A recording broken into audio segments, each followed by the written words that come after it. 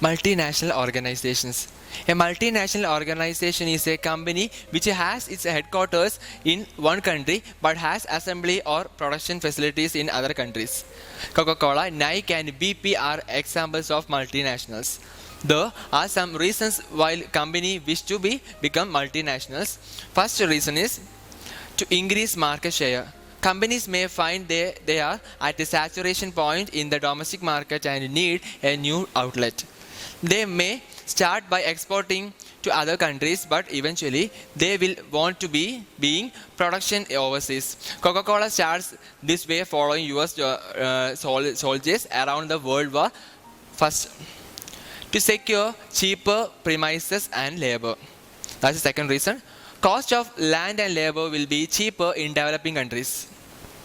Sweatshops in the Far East are as example of cheap labors, whereas production plants opening in the old Soviet bloc nations like Poland, Bulgaria, etc. are examples of cheap factories. Third reason is to avoid tax or trade barriers.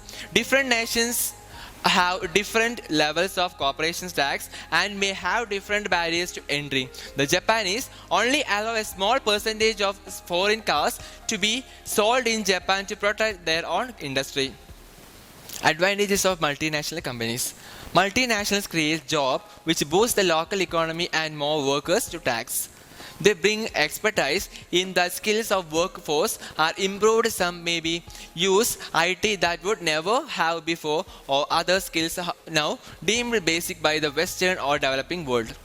Multinational companies can benefit from economies of scale.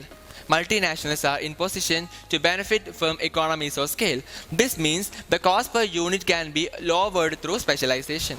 With a large workforce, work can be divided up and people can do their limited job expertly.